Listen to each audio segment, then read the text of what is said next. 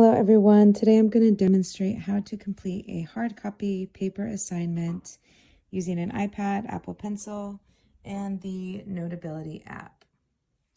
So this will demonstrate how to make hard copy paper assignments accessible for students who have low vision. So let's get into the Notability app.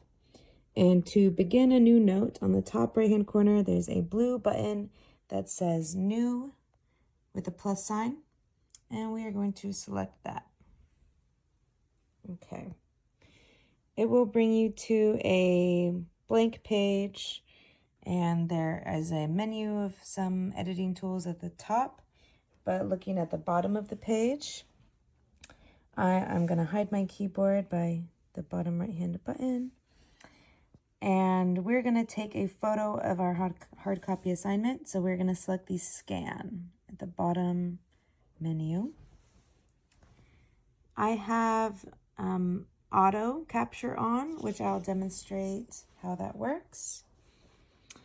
You just hold the iPad, hover it over the paper still, and it automatically captures the page. So I did not have to select the capture button. It will just automatically take the photo. Okay. If you're in a dim room, there's the option to turn the flash on. You can select the images that were taken at the bottom, make sure I've got all of my content, slide to the right to get to the next page, ensure it's all clear. I'm going to tap and go to the back button on the top left hand. And now I can save in the bottom right hand corner. It will prompt me to insert it as a PDF, image, or ink. I'm going to select PDF. And I'm going to use my forefinger and thumb to zoom onto the different words that I need. So I'll show two options of how we can complete this assignment now that we've zoomed it to our needs. And I'm going to select the pen option, which is at the left of the menu at the top.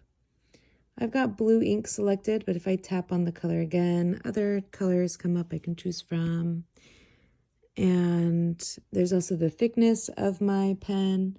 So I'm going to keep it on the middle thickness.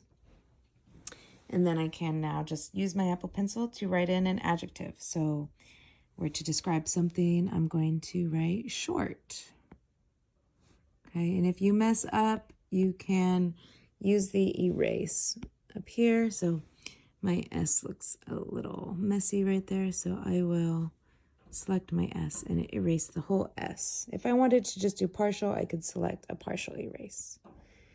Selecting my pen again, and I'll rewrite my S. There we go. Okay.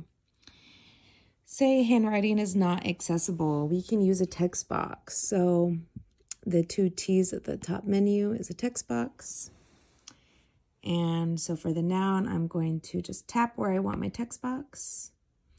And say I can also edit my settings for my text. Maybe I want it to be at a 20-point font. And I also want this text to be blue. I can select a different color. There's the keyboard icon. If I want to type, I can click Show Keyboard. But if typing's not accessible either or is efficient, there's a microphone button. So you select it to turn it on or off. So a noun is a person, place, or thing. I'm going to select it to have it type a noun. Frog. Okay. So it selected frog, and it did come up with my settings as I wanted, but it didn't keep it for some reason. So I'm just going to highlight it by dragging my pen across it and edit my font size and color again. And that should stay like that. So perfect. I'm going to select outside of the text box and say I've completed all of the words on this page. I'm going to slide down to get to where I need to enter them in. So I'm still in the text box mode. So where it says adjective, I'm going to select, and I'm going to use my microphone again, short. Okay. And it did keep my blue text and font size as I had originally done it in the earlier portion of the video.